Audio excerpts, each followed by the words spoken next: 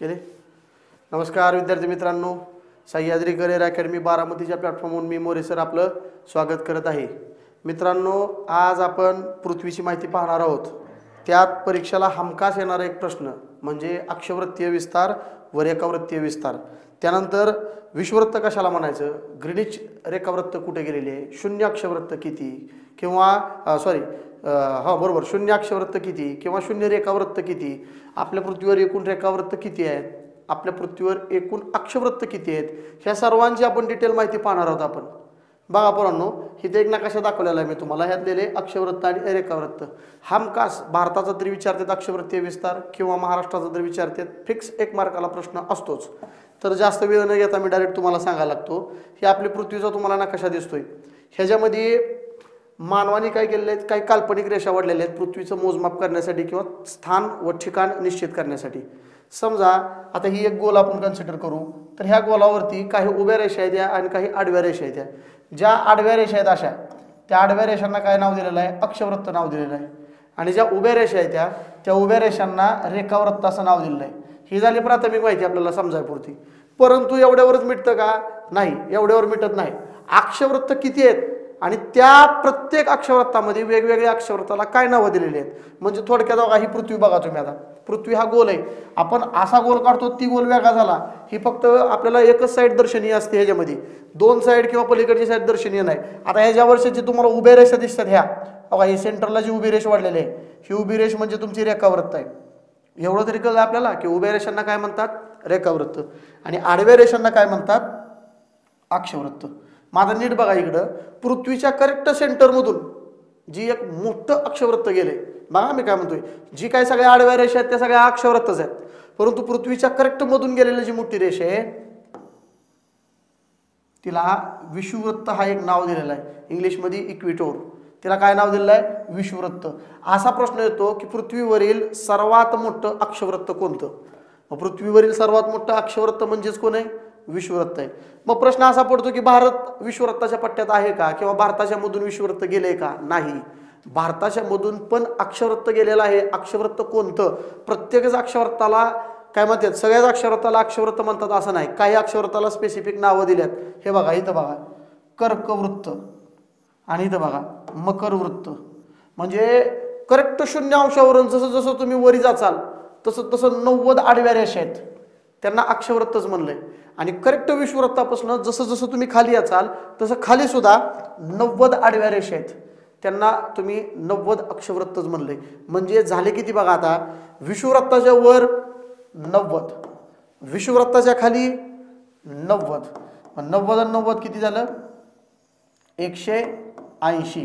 थांबा, आपण विषुववृत्ताच्या वर 90 मोजले होते आणि विषुववृत्ताच्या खाली 90 मोजले होते. 90 आणि 90 आपण किती केले ते, 180. मग विषुववृत्ताला सोडून जमल का, जरी पण शून्य असलं, गणितात शून्याला किंमत नसली, पण हिथं शून्याला किंमत आहे ना. हिथं विषुववृत्त आहे आणि ह्याला आपण कन्सिडर केलंय की एक अक्षवृत्त म्हणून हा एक झाला. मग 180 आणि 100 किती झाले रे, 81. मग टोटल अक्षवृत्त किती आहेत, 181. हमखास पेपर प्रश्न येतो की पृथ्वीवर आडव्या रेषांना काय म्हणतात, पृथ्वीवरील आडव्या रेषांना म्हणतात अक्षवृत्त. पृथ्वीवरील आडव्या रेषांना म्हणतात अक्षवृत्त. अक्षवृत्तात पुन्हा प्रश्न येतो की सर्वात मोठं अक्षवृत्त कोण किंवा सर्वात मोठं अक्षवृत्त काय. सर्वात मोठं अक्षवृत्त म्हणजे विषुववृत्त. पुन्हा प्रश्न येतो भारताच्या करेक्ट मधून गेलेलं अक्षवृत्त, त्याला काय नाव दिलेलं आहे, त्याला आपण कर्कवृत्त नाव दिलेलं आहे. आणि भारताच्या करेक्ट मधून गेलेलं आहे, बघा इथं दिले, बघा करेक्ट भारताच्या मधून गेले, ह्या इथं भारत आहे, तुम्हाला दिसणार नाही, थोड्या वेगळ्या आकृतीत मी दाखवल, त्याला आपण काय नाव दिले, कर्कवृत्त. आणि अजून एक प्रश्न होतो, कर्कवृत्त किती अंशावर आहे, बघा इथं बघा 23.5 अंशावर. अशा पद्धतीने दाखवा किंवा 23 असं दाखवा, एकूण एक पडते. आता हे वाचायचं कसं, 23 अंश 30 मिनिटे देण्यात ठेवा, 23 अंश 30 मिनिटे वर करेक्ट 23.5 ला कर्कवृत्त आहे आणि सेम तसंच खाली करेक्ट 23.5 ला मकरवृत्त आहे. समजायला आले, शून्याला काय आहे, विषुववृत्त. हिथून वर गेलं 23.5 तर काय येतं, कर्कवृत्त. विषुववृत्तापासून पुन्हा खाली आलं 23.5 तर काय येतं तुमचं, मकरवृत्त. ही ॲटलिस्ट 3 तरी आपल्याला माहित असणं गरजेचं आहे. विषुववृत्त, कर्कवृत्त, मकरवृत्त. कर्कवृत्त कुठं आहे? विषुववृत्ताच्या वरी. किती अंशावर आहे? 23.5 अंशावर आहे. मग मकरवृत्त कुठं आहे? विषुववृत्ताच्या खाली. किती अंशावर आहे? 23.5. आणि टोटल पृथ्वीवरच्या आडव्या रेषा त्यांना काय म्हणतात? अक्षवृत्त. किती अक्षवृत्त आहे ती टोटल? 181, वर 90, खाली 90, 1990, 180 आणि मग ही एक, असे झाले 181. ओके, हे झालं तुमचं विषुववृत्ताचं ढोबळमानानं सांगितलेलं. आता आपल्याला स्पेशल विषुववृत्त जर बघायचं म्हणलं तर आपल्याला एक मिनिट, हे बघा अक्षवृत्ताची माहिती आपण बघूया. हे बघा, अक्षवृत्त म्हणजे विषुववृत्ताला समांतर असलेले वर्तुळाकार काल्पनिक रेषा. बघा, अक्षवृत्त विषुववृत्ताला समांतर असलेली वर्तुळाकार आडवी काल्पनिक रेषा. अक्षवृत्तामुळे अक्षवृत्तामुळे फायदा काय होते बघा. आता रेखावृत्तामुळे आणि अक्षवृत्तामुळे का हे अक्षवृत्त आपण म्हणायचे, त्याचा फायदा काय की एखाद्या ठिकाणाच्या हवामानात अंदाज व्यक्त करता येतो. हवामानात ध्यानात ठेवा, म्हणजे एवढं लक्षात ठेवा की अक्षवृत्तामुळे हवामान सांगता येतं तुम्हाला.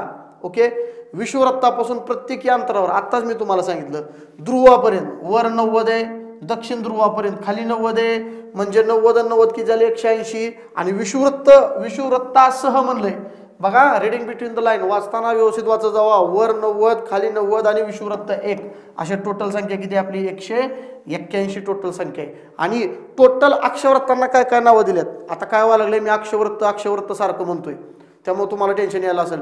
अक्षवृत्त अहो सगळे अक्षवृत्तच आहेत. तुम्ही आम्ही आधी माणसं आहेत आणि पुन्हा मग बदल आहे. कोण डॉक्टर, कोण इंजिनियर, कोण शिक्षक. तसाच इथं बी कार्यक्रम आहे. ही सगळ्या आडव्या रेषा म्हणजे काय आहेत? आधी अक्षवृत्त आहेत आणि मग त्या अक्षवृत्ताला नावं दिल्यात. एकाला दिले विषुववृत्त, एकाला दिले कर्कवृत्त, एकाला म्हणले आर्किट वृत्त, एकाला म्हणले मकरवृत्त. ही अशी नावं दिलेली आहे. ध्यानात ठेवा, आर्किट वृत्त म्हणजेच काय? अक्षवृत्त. ध्यानात ठेवा. कळलं तुम्हाला काय अडचण या पीपीटीवर?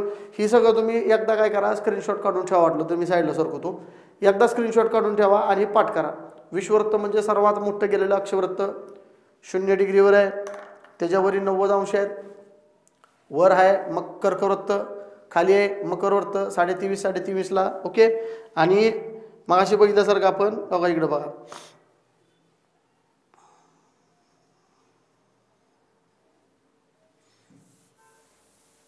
मगाशी आपण बघितल्यासारखं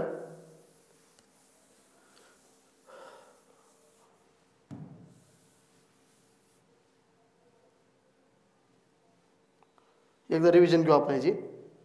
बघा, पृथ्वीवरच्या आडव्या काल्पनिक रेषांना आपण काय म्हणतो? अक्षवृत्त. पृथ्वीवरच्या उभ्या काल्पनिक रेषांना आपण काय म्हणतो? रेखावृत्त.